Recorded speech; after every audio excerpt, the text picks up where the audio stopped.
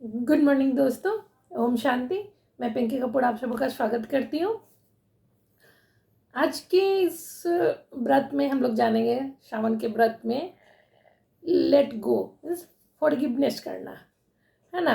Forgiveness करना, बातों को छोड़ देना, है ना। जैसे शुरू से हम लोग कुछ कुछ श्रावण के इस पावन महीने में पावरफुल व्रत सीख रहे हैं, उसे अपने जीवन में अप्लाई कर रहे हैं। बहुत अच्छे अच्छे कमेंट्स आ रहे हैं, अच्छा लग रहा है। तो हमें भी लग रहा है कि हर पॉइंट को हम लोग अच्छी तरह से बताएं और फॉलो करें।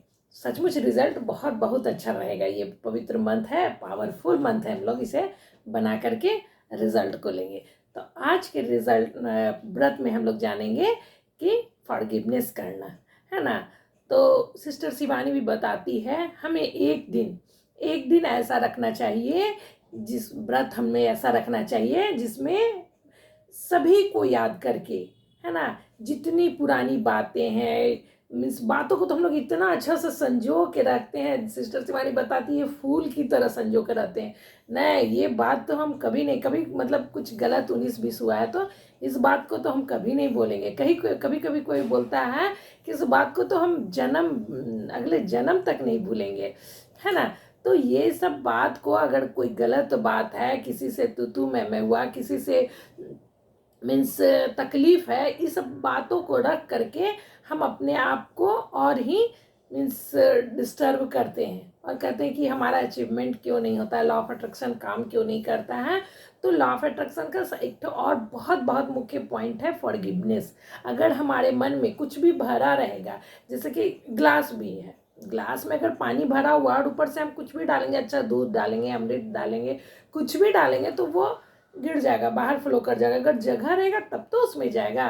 सिस्टर शिवानी भी बताती है कि मोबाइल में भी अगर हमारा डाटा पूरा फुल है, मोबाइल एकदम ले नहीं रहा है, अंदर से भरा हुआ है, तो हम उसको खाली करेंगे तब भी ना हम उसमें कुछ भी डाउनलोड कर पाएंगे। उसी तरह ब्रेन है, दिल दिमाग हम लोग का है। अगर दिमाग में कुछ चल रहा है, ब्रेन में कुछ भरा हुआ, उसके प्रति 10 साल पहले ऐसे हुआ था, 5 साल पहले ऐसे हुआ था, कल ऐसे फिर हुआ, आज अभी फिर ऐसे हुआ, और सारे बातों को हम लोग पकड़ के रखेंगे तो अच्छी बातों का जगह ही नहीं है कि अच्छी बातों को हम कहाँ रखें। तो आज ऐसा एक दिन निकालना है कि सभी को, जितने हम फूल संजो के रखे हैं, उसे भगवान को अर्पित कर देना है, शिव को अर्पित कर देना है, और अपने मन को बिल्कुल एकदम खाली कर देना है। यानी जो भी बात हुई है उस बात को हम लोग भूल जाएंगे, एक एक करके याद करेंगे। जैसे कि हम लोग कुछ व्रत पहले से सीखते आ रहे हैं कि हमें किसी को, कल वाला भी सीखे थे, हमें देने वाली आत्मा बनना, ना कि चाहने वाली, लेने वाली आत्मा। तो जिस तरह से हम पावरफुल शक्ति हैं, हम सिर्फ देने वाली आत्मा हैं।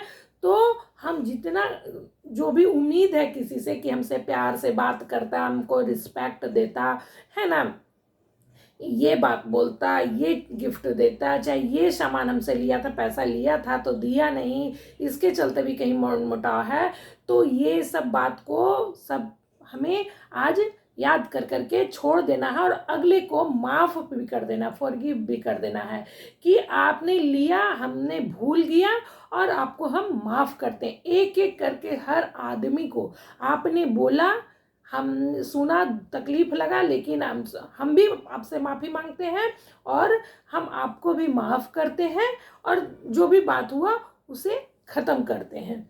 आज का ये बहुत बड़ा होमवर्क है। हम लोग बैठेंगे और एक एक करके, और देखिएगा कभी कभी फिर उधर से रिप्लाई भी याद कीजिएगा कि जैसे हम किसी को माफ़ किए तो वो उधर से भी बोल रहा है ठीक है, थैंक यू, हमें भी लग रहा था कि हम लोग बात करें, हम लोग अच्छे से रहें, हम भले नहीं दे पाए, इसलिए हमें, मतलब जो भी उधर से रिप्लाई उसके एवज में आ सकता है उसे फील कीजिएगा, और फिर आपस में मिलिएगा, है ना। तो उसके बाद देखिए इस तरह से खाली होगा। ये फॉरगिवनेस वाला प्रोग्राम अगर हम लोग को सर मैडम जब करवाती है तो पूरा आंसू निकलता है, रूह मतलब एकदम जैसे लगता है कि रूह रूह से मिल गया है, आत्मा आत्मा से मिल करके एक दूसरे को माफ़ करते हैं, और उसके बाद सचमुच एकदम मन हल्का खाली हो जाता है। और उसके बाद उस खाली मन, हल्के मन में अगर हम जो भी अच्छा चीज़ को लेना चाहेंगे तो ज़रूर ज़रूर एब्जॉर्ब होगा।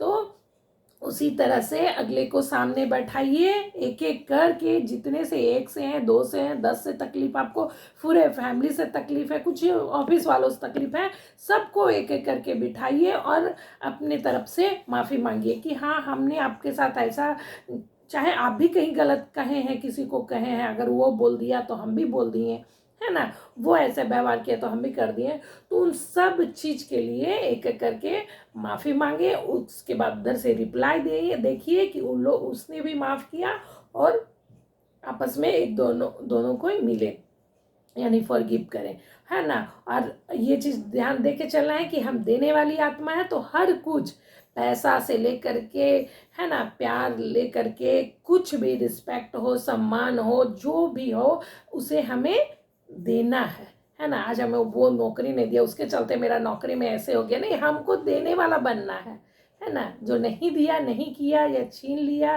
किसी कारण से टूट गया, वो चीज़ रिश्ते में भी होता है ना। वो सब चीज़ माफ़ करके, आज हम लोग का मुख्य बहुत बड़ा है, इसे इजी वे में मत लीजिएगा, ये बहुत बहुत बड़ा पॉइंट है, ये बहुत बड़ा एक तरह से व्रत है। इस व्रत को आज कंप्लीट करें और माइंड में लगातार इस मंत्र, जब भी दिमाग में आए कि कोई हमको कुछ बोला था, उससे हमको बात नहीं करना, तो नहीं, हमको याद करना है कि हम तो उस दिन फॉरगिव कर दिए थे, इसे माफ़ कर दिए हमें, तो हम चल के खुद आगे बढ़ करके अगले से बात करेंगे, जिससे हम अभी बात नहीं कर रहे हैं, तो अगर बीच में आ जाए तो हम बात करें, या फिर नहीं बात करने का हिम्मत हो रहा है या मन हो रहा है, तो मन में जैसे कुछ भी बात कर लीजिए। अगर कोई अचानक से मिल गया जिसे हम फॉरगिव किए, और मिलेगा, जरूर मिलेगा, आज जैसे हम फॉरगिव कर रहे हैं किसी को, ये चीज लॉ ऑफ अट्रैक्शन में दिखता है कि हम जैसे फॉरगिव करें तो उधर से भी आवाज़ सुने या मन में फील किए कि उसने भी माफ़ किया और हम लोग दोनों मिल गए।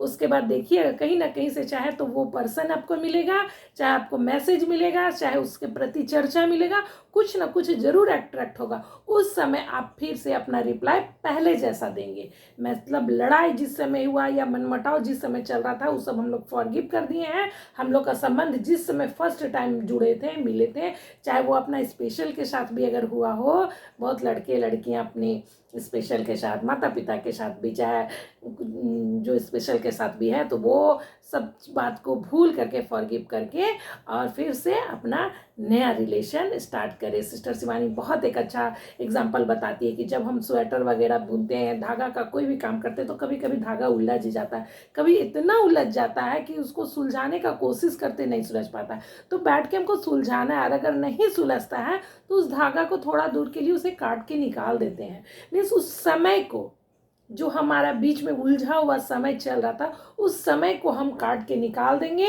और फर्स्ट टाइम जिस समय हमारी दोस्ती थी या जिस समय हमारा बहुत अच्छा रिलेशन चल रहा था, और अभी आज से फिर से नया रिलेशन जोड़ के हम लोग चलेंगे। बीच का जो भी कचड़ा वाला पॉइंट है, कचड़ा वाला टाइम है, उसको हम लोग काट के निकाल देंगे। तो देखिए उसके बाद आपका जीवन कितना पावरफुल होता है, कितना, मतलब जो भी पेन है वो सारा खत्म हो जाएगा, रो के मन हल्का करके सारा खत्म हो जाएगा, और फिर से सब कोई से नया से रिलेशन हम लोग स्टार्ट करेंगे और इस मंथ को पावरफुल बनाएंगे।